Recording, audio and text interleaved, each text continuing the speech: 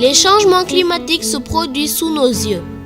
Hausse des températures, modification du régime des précipitations, fonte des glaciers et élévation du niveau de la mer. Tous ces phénomènes ne se passent pas sans conséquence sur la vie des êtres humains. L'importance aujourd'hui est d'enseigner, d'informer, de sensibiliser toutes les couches de la population pour susciter la mobilisation en vue de ralentir la poussée de ces phénomènes.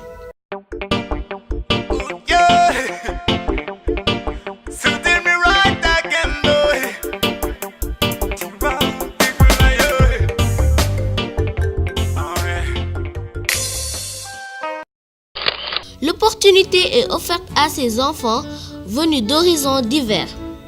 Des vacances d'études dans les zones très affectées par les effets du changement climatique. Ils débarquent pour 4 jours à Toubab Dialaw. La première étape de notre mission nous mène au village de Nangansambou, village situé dans la commune de Fimela. Mais avant, un détour au siège de l'ONG Adaf Yunga, une association locale qui œuvre pour un développement durable. Pensez pour vous-même, voir votre environnement, comment améliorer votre environnement, parce que vous serez les vieillards de l'an 2050, vous là. Si vous ne le pensez pas maintenant, l'an 2050 sera catastrophique. L'intérêt que l'on pourrait avoir pour le secteur de l'environnement. Parce que ces enfants que vous avez vus là, c'est les demandeurs d'emploi de demain. Et attention, ils toqueront à la porte plus tôt qu'on ne pense. Comment les insérer et les maintenir dans les emplois verts si eux-mêmes n'ont pas un intérêt pour l'environnement?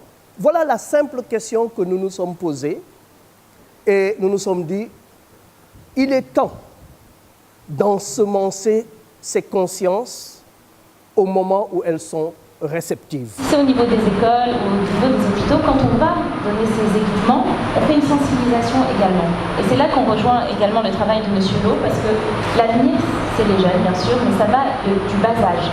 Les enfants, quand on leur explique la préservation de l'environnement, etc., ce sont eux après qui vont aller chez eux et qui vont dire à leurs parents non, non, non, il ne faut pas jeter les piles, il faut les recycler, etc. Donc on a mis via cette initiative le côté sensibilisation qui est très important. Le meilleur pour la fin, c'est pour les jeunes. Alors je ne les ai pas trop identifiés les étudiants et je rejoins tout à l'heure ce que disait son Excellence l'ambassadeur. Ceci en fait c'est une étude récente qui a été publiée sur la moyenne d'âge des jeunes en Afrique. C'est hallucinant. Aujourd'hui, on est à moins de 30 ans en Afrique, je pense parler de 19 ans de moyenne d'âge en Afrique, sachant que la moyenne en Europe généralement ça avoisine les 40 ans. Ce qui veut dire quoi? Que le problème du chômage, c'est une bombe à retardement.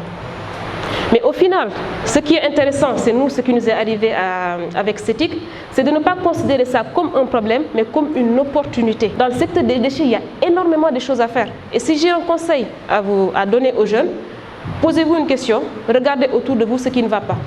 Qu'est-ce qui ne va pas dans mon environnement?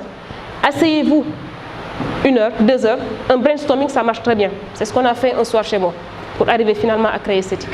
Un brainstorming, qu'est-ce qu'on fait pour résoudre ce problème-là? Et là, vous avez votre projet. Voilà.